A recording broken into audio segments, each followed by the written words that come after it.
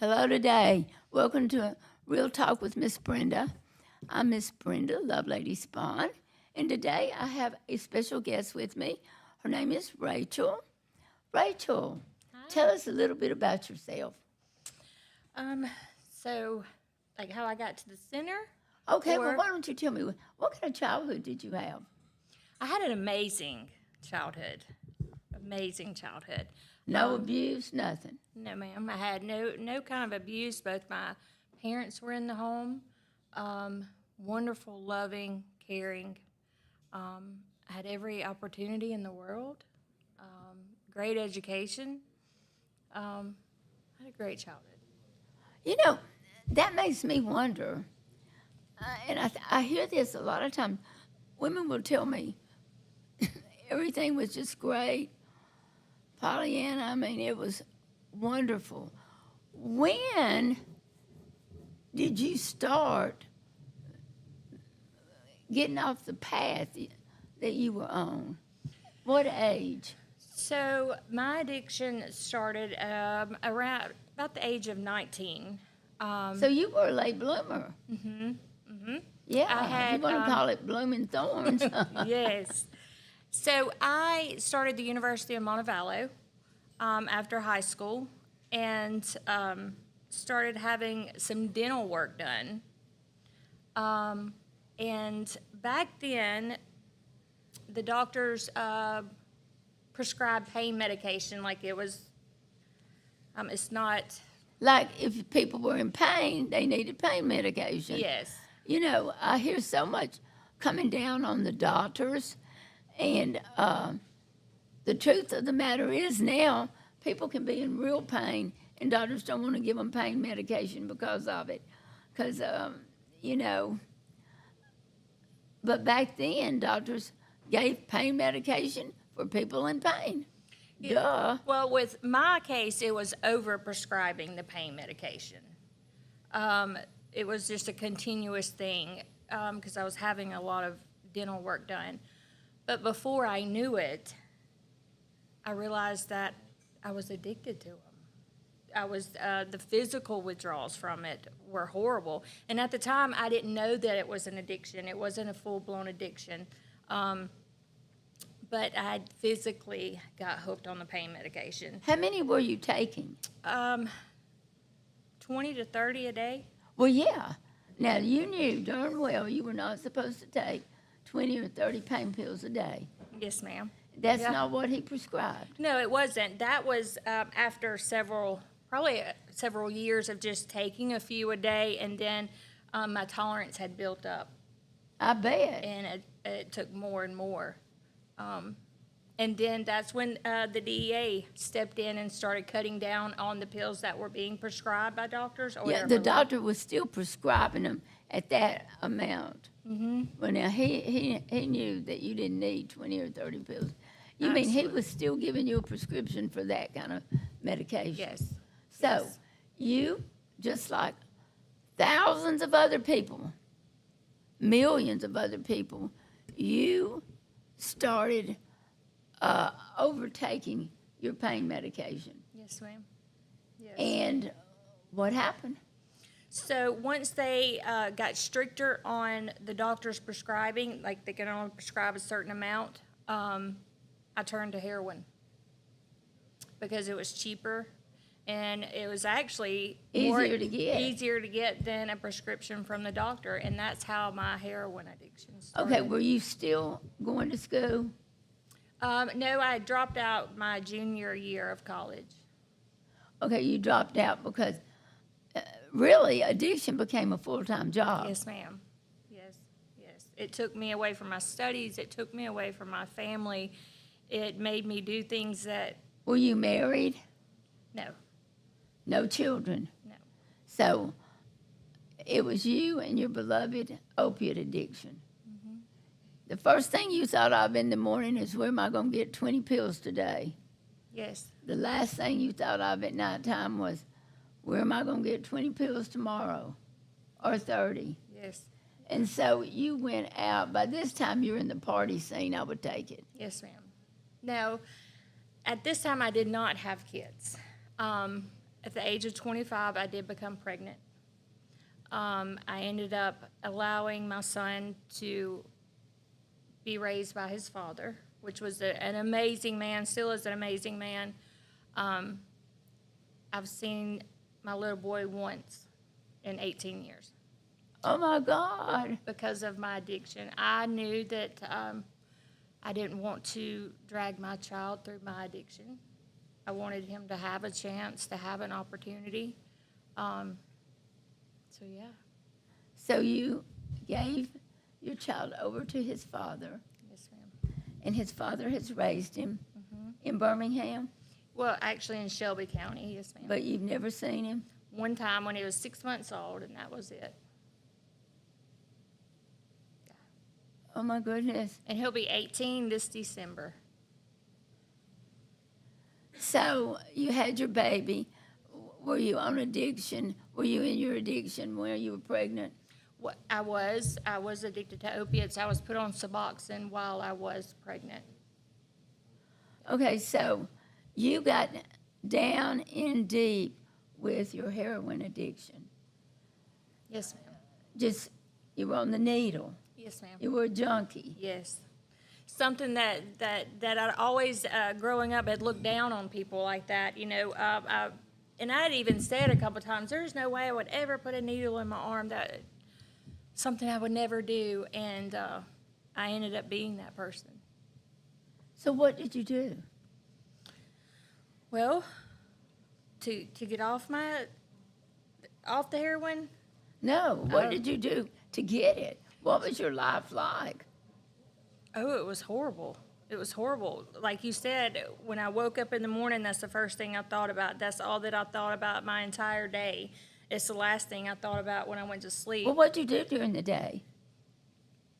Hustled to get money for the drugs, stole from department stores, committed fraud, embezzlement, whatever I Who had. in the world would let you get close enough to a checkbook to embezzle? The computer. I didn't have people's checkbooks. I didn't have companies' checkbooks. You just all those computer skills that I'm so proud to have now with you. You use those skills to steal. Yes, in my addiction, I did. How much did you end up stealing? Over the course of my whole addiction, probably $200,000. And you never got caught? I got caught once or twice. Yes. Did you go to prison? No. How could you not go to prison? Because the charges that I have didn't carry prison time, and I didn't have a criminal record up until then. What were your charges? Theft of property in the first, fraud. What sent me to prison was distribution. Oh, so you did go to prison. Yes, I did go to prison. So I went to prison for distribution. I became property of the Department of Corrections in 2022 on a 6-year sentence. When I came up for parole, I put the Love Lady Center down as my home plan and was released to the center. How long ago was that? April of 23, last year. I was literally let out the gates of Alabama Department of Corrections and came straight to the center with absolutely nothing to my name. Okay, you know, this is kind of like pulling teeth. I'm about going to have to take a... Okay. Let me ask you, so you get into an addiction deep, like quicksand, and you can't get yourself out. So you're writing checks, stealing money, hustling, doing God knows what. Did you have a circle of friends you ran with? I don't know if you call them friends, but there were certain people, yes, ma'am. that Yeah, I ran mean, with- I notice you're kind of a loner now. Mm-hmm. And you keep things, you're more of a loner than a lot of the girls. You're not real social. Right. So you mostly the shame was probably so much, and you probably didn't want people to know what you were doing. Oh no, yeah, the shame is one of the reasons I stayed in my addiction so long. The shame, the disappointment, kind of fuels that addiction after a while. You've done so much, you've hurt your family, you've hurt so many people that you continue to get high so you don't have to feel that. You don't have to face that. How old are you now? I'm 41. And your addiction was from age 19 to when did you go to prison? At the age of 39. How many years is that? That's a lot of years. That's a lot. Right at 20? 20-year addiction. 20 years of your life lost to addiction. A son lost to addiction. Yet that was your grandmother and your granddaddy that have stayed by you and loved you so much. Yeah. They've been through. They went through my addiction just like I went through my addiction. You know, I feel like addiction is a family disease. It's not just an individual disease because it affects everybody in your family. How many kids are in your family, your siblings? I have one sister that passed away last year. What happened to her? She had a stroke and a brain aneurysm. Was she an addict? She previously, yes. Yeah. You don't have a brother? I do have a half brother that's in prison for life for murder. My goodness. And you had a great family. And are y'all dying and going to Now prison? the one that's in prison for murder is my half brother. So we were not raised together. What prison is he in? Holman. He was on death row for about 9 years. He got his case overturned by the Supreme Court, United States Supreme Court, to life without.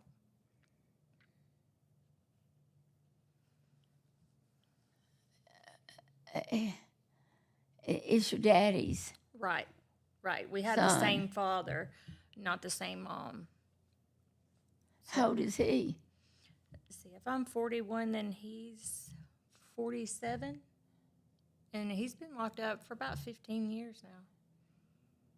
My goodness. Yeah. Just your whole family. Your poor grandmother, grandfather. Oh. Yeah. What about your mother?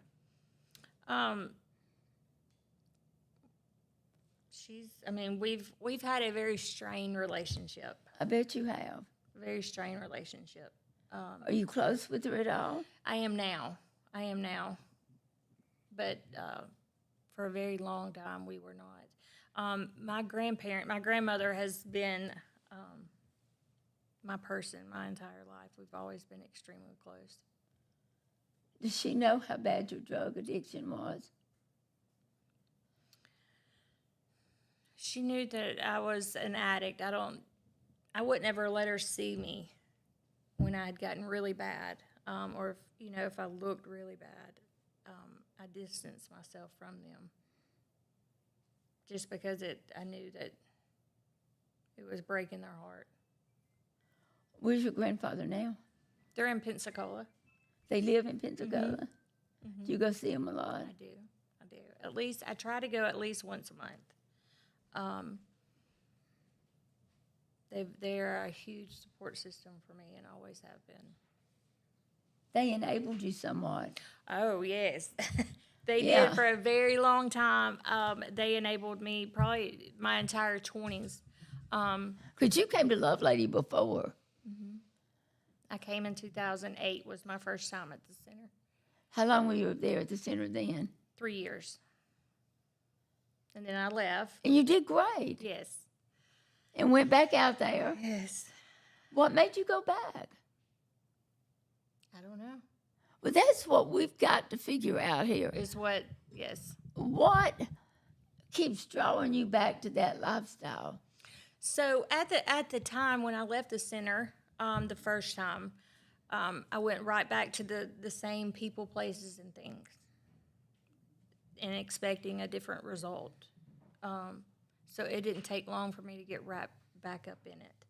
And then I came back to the center in 2016. Did really well. Life was good. Left in 2020 and ended up in prison in 2022 with a distribution charge.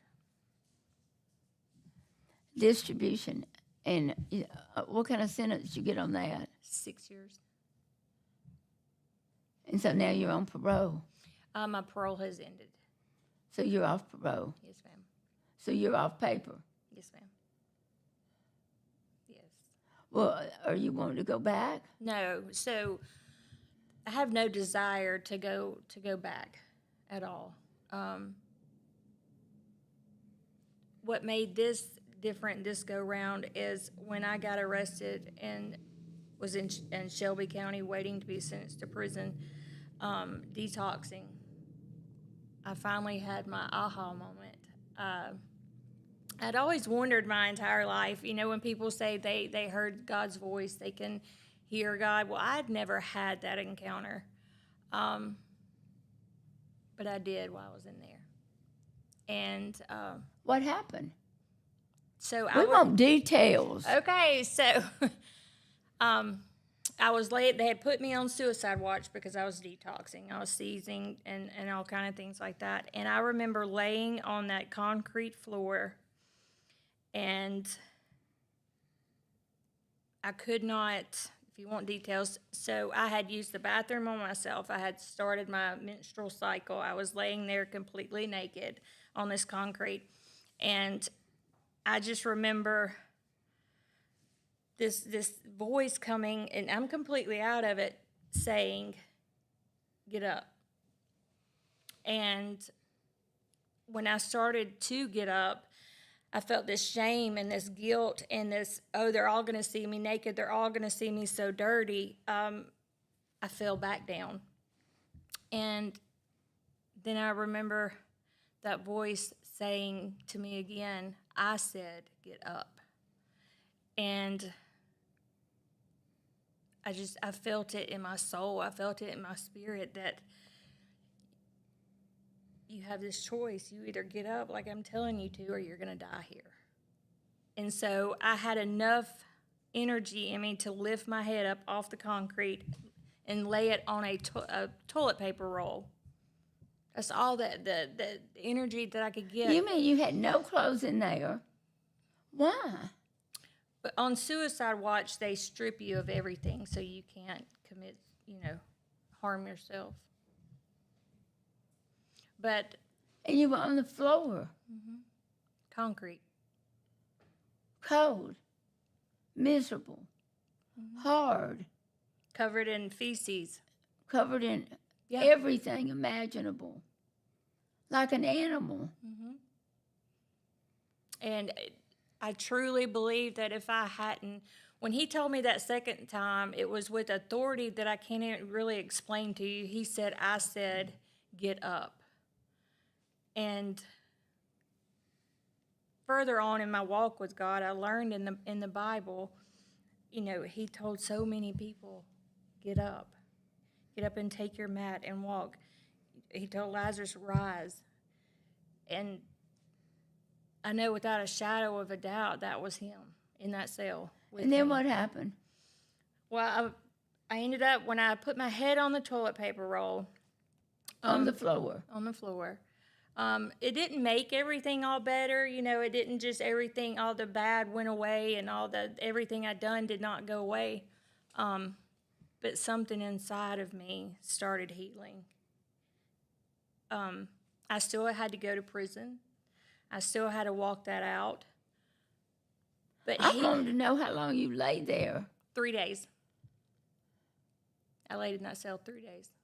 3 days. Nasty like that. Yes. That seems awful inhumane, but I hear about it all the time, but my God. Yeah. Is that how long you had to stay in detox? No, they moved me out of the suicide cell. Did they let you take a shower? Yes. Yes. They started me on some medicines and things like that to help my detox process. Well, why didn't they do that before? I'm not sure. You had given Shelby County a lot of trouble. Yes, They made an example out of you. I'm sure. But Rachel, Lord, I don't want to say this. This sounds so bad, but distribution is a terrible charge. It is. You were dragging people in with you. Yeah.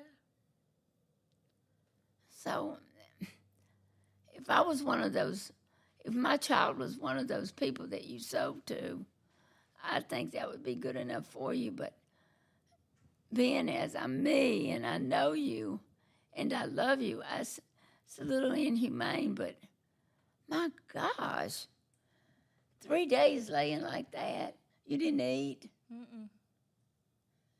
I wasn't conscious. I would seize and then go unconscious again. How much were you on? You were on big doses of heroin. But yes, that and benzos, Xanaxes and things like that. Yes, it was a lot. I had been putting my body through a lot.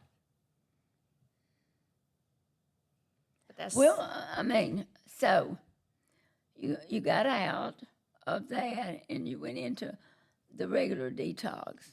yes, ma'am. How long were you in there? 2 weeks, and then they put me in a regular cell. And I sat there for months until I got sentenced, and then I had to go to Tutwiler. How long did you stay in Shelby County? I was in Shelby County, February, March, April, May, June, 5 months, and then did another year in Tutwiler. Shelby County's not hard time. No. No. I mean, any time's hard time, but it's not. I've heard worse jails. Yeah.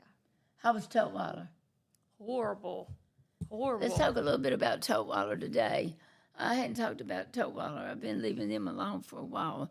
But right now I've been talking about the prison systems. And inmates are running the men's prison. Oh, they run the women's too. Are they? They run the women's too. So tell me, what's it like now? Well, the living conditions are horrible. Tell me. So we go days without toilet paper. We have to beg the guards for toilet paper. The inmates con other inmates. They con their families. They run everything down there. I remember one time I was going to the chow line, and one of the guards down there I was talking to, and it's not a hidden thing in prison, the drugs. It's not hidden. A guard told me, he said, Rachel, I've put both my daughters through college doing what I do. And he didn't mean guarding the inmates. He meant moving drugs in and out of the facility. It is not He something... told you that? Yes. They do not care. No. I mean, when they're making $100,000 moving drugs in and out of the facility and just continue, there's no repercussions. They're going Who to continue. buys them, and how do they buy them? I know people want to know. So it starts, you have the guards.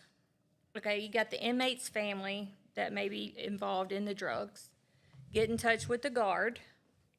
They give them the drugs and the money to move them into the facility. He meets with the family. Mm-hmm.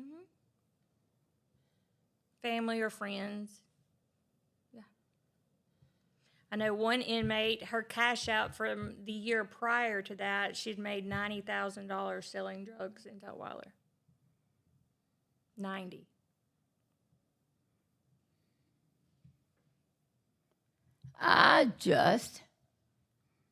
It's deplorable. I mean, I just cannot believe how it is. Did you know that Alabama has the most, like the top violent prisons in America? Mm-hmm. Tutwiler is the only women's prison that's made the worst list. Boy, aren't we special. I mean, come on. Yeah. And we have one of the highest recidivism rates. Did you know Lovelady has has helped the recidivism rate unbelievable. Yeah. You know, and they're very good to me. But I don't think that they can. I don't think that they can get their arms wrapped around the problems they have right now. Right. I think it's gotten so big they don't even know where to start. We talk about the men's prisons being run by the inmates. How do the women's prisons get run by the inmates? Does Tutwiler have an honor dorm? They have a honor dorm, and it's actually dorm J, but it's the same as any other dorm. It's not really an honor dorm. No. Some of the guys' prisons, Church of the Highlands has done a lot of work, and some of the guys' prisons they have truly honor dorms. Right, and I've heard that they do in the men's prison, but women's is a lot different. I mean, they have one prison. Did the guards give you a hard time in the shower and all? Now, we don't have, as of right now, we didn't have an issue with the guards messing with the female inmates. I know years prior that was a big thing. Big issue. Yes, yes. I mean, I had 2 girls come out pregnant from a guard. Same guard. Yes. That doesn't happen as often now. There are things put into place like no contact. Like the guards at Tutwiler are not allowed at any point to put their hands on a female inmate. It has to be a female guard. But then so when you have 2 inmates fighting and all you have are men guards and no female, they're not even allowed to break it up. So what happened? They fight till either the inmates pull them apart or they stop. Or one's unconscious. Did you ever get in any fights? No. I bet you were afraid. I kept my head down and did what I needed to do and got out. Well, did you see a lot of fighting? Yeah. I saw one girl get her teeth busted out. I saw one girl get a cup of boiling water thrown in her face. One got beat with a brick that another inmate had found outside because she had, I think, owed her $12 is what they said. Yeah. She get hurt bad? Yes. Yeah. I'd keep my head down too. Yes, yes I did. I wouldn't see anything but the ground in there, would you? Yes. But down there you've got people in there that are in there for life. They have nothing to lose. They have nothing to lose, and what's the worst they're going to do to them? Put them in seg for 7 days? Tutwiler used to be, they had that little bitty strip of life, and then it opened out into the courtyard. But the cells, honest to God, were teeny weeny. It's not like that now, is it? Now, death row is still kept in small, segregated area.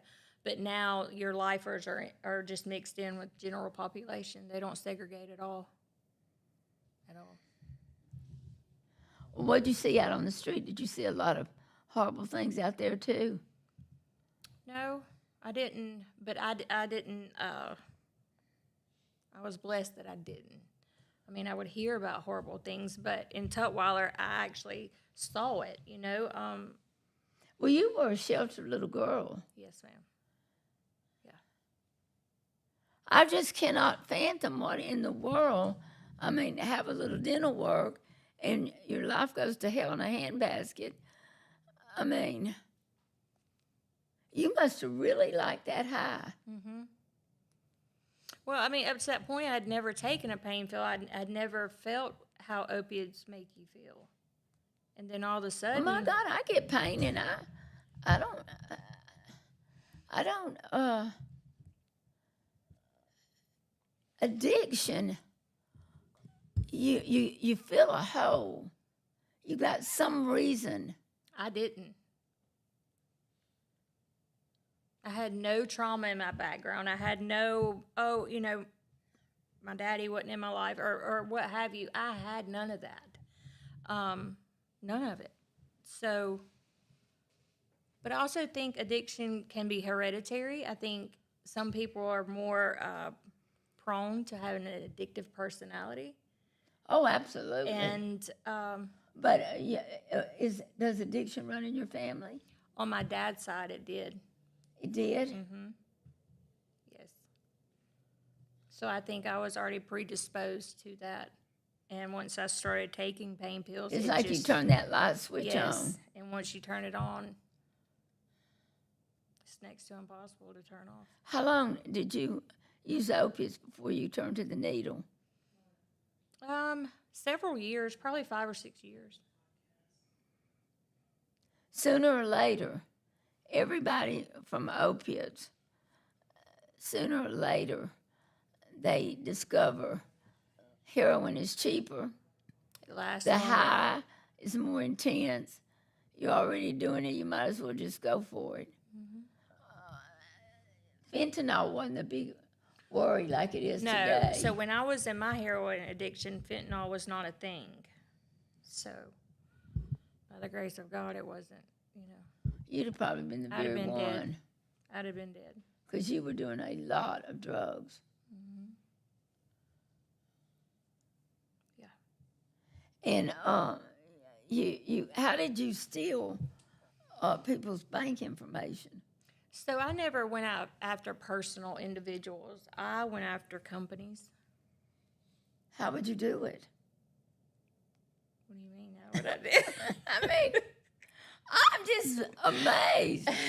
You just walk around finding a company and you go and get there. Right. You go. We need to tell these companies, watch out for people like her. You know what do I do? I mean, how do you get them? You just find a company and say, here, I think I'll bankrupt them or what? Well, they have firewalls in place and stuff like that in place now, but it's just hacking. So the other day AT&T had the big breach. It's very possible. Ascension had one too.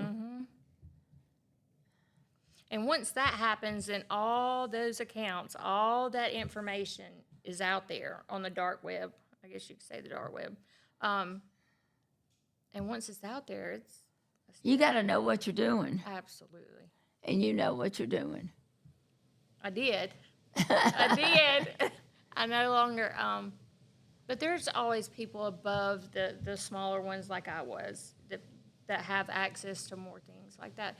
And usually it's an inside job. It's a person that works for that company or But you a didn't banker. work for them, No. so they never knew there was some girl out here Right. working there. Their system. Well, I'm glad you got caught. Me too. I'm glad it's over. I'm glad it's done with. It took me a long time. So now tell me, you wasted 20 years. Do you long for your son? I do. To be honest, for several years I didn't. Well, it's also because I was getting high. I didn't ever think about it. I think I'd pushed it to the back of my mind. But now that I've gotten clean and sober and walking the path that I'm on, I do feel like God's gonna restore that in some way, shape, or form. I hope so. Me too. I tell people this, with all the information that they can get and the curiosity, your son will probably come sometime, and he'll come, and you can tell him the story, and I want you to be able to tell him the good story. Yes. And, that's what people say, well, it's too late. It's never too late to learn wonderful things about your mother. I agree. I pray for the day that I'm able, and I pray for his understanding that he'll understand the reason I did what I did. I see kids get drugged through their mother's addiction, and it terrified me. And I did it because I didn't want him to go through that. And I wasn't strong enough at the time to get my addiction under control. Is your grandmother and grandfather proud of you now? Yes. Yes. Yeah. Yes. So me and my grandmother, every morning we text, we talk. We talk several times throughout the day. How old is she? My grandma, 81. Yes. Aren't you glad that she sees you like you are Yes, now? yes, yes. Same thing with my sister. You know, God allowed me to have that last 6 months with her. I got out of prison, had 6 months with her, and then she passed. But God gave me that time for her to see that she had her sister back and that I had truly changed. Instead of me telling her, she saw it in my actions. She was like, Sissy, which is what she called me. She's like, you don't talk the same, you don't act the same. I said, because I'm not the same. So you believe God has completely restored you. Oh, I know, without a shadow of a doubt. So you feel like a different person. Mm-hmm. Yeah. Well, I'm so glad. I'm so glad. I'm so glad you're happy. Yes.